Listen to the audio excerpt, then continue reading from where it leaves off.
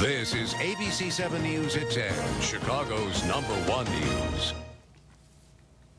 Federal investigators take action today to have tape conversations of Governor Blagojevich played for Illinois lawmakers. The governor's attorney says he doesn't believe that the tapes contain evidence that will impeach the governor. And we've learned tonight that there are more federal recordings of the governor's conversations than previously reported. ABC 7's John Garcia joining us now with more on these new developments tonight. John?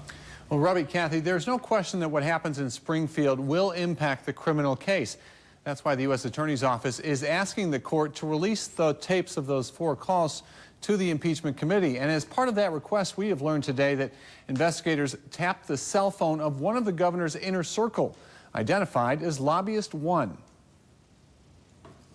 I've got this thing, and it's bleeping golden. U.S. Attorney Pat Fitzgerald reads from the transcript of conversations federal agents intercepted of Governor Blagojevich.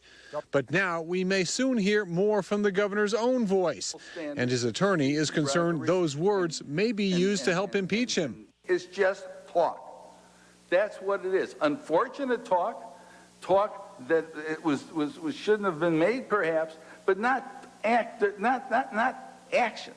The House Select Committee on Impeachment is in uncharted territory and has been waiting to learn if the feds would share any information about their investigation. My guess is Fitzgerald is trying to help them. Whether they want his help or not is a different question, but he's trying to focus them on probably 2 or 3 instances of impropriety. In court today, the U.S. Attorney's Office wrote the United States takes no position on whether or not the committee should recommend impeachment. It'd be appropriate to seek the disclosure of 4 intercepted calls in redacted form. And the disclosure of the calls by themselves would not interfere with the ongoing criminal investigation. The calls involve the governor's alleged pay-to-play plot to send casino revenue to the state's horse racing industry, not the alleged plot to sell the U.S. Senate seat.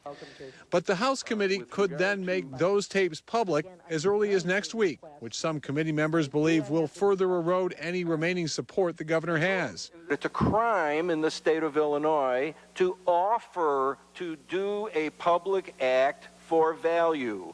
Whether somebody takes you up on that offer is irrelevant. Meantime, it became clear today the federal investigation has been underway for some time, as the Blagojevich administration agreed, after resisting for more than 2 years, to turn over the federal grand jury subpoenas it's gotten to the Better Government Association. Jobs, appointments, contracts, Senate seat, you name it, it appears the feds think something bad happened and they're looking at it. Well, a judge will decide next Monday whether to allow those taped phone calls to be released. The governor's attorney says that he may challenge the legality of the wiretaps, but he says if the tapes are legal, he welcomes the committee to hear them. Robbie, Kat. John, thanks. And Governor Blagojevich will soon have to set a date for a special election in the 5th Congressional District. Representative Rahm Emanuel plans to resign his seat on Friday. Emanuel is leaving Congress because he has accepted President-elect Barack Obama's offer to be his White House Chief of Staff. Emanuel delivered the news about his resignation in an automated call, telling constituents, quote, "It has been a privilege and an honor to serve as your representative for the last 6 years. Thank you for the opportunity and thank you for your confidence."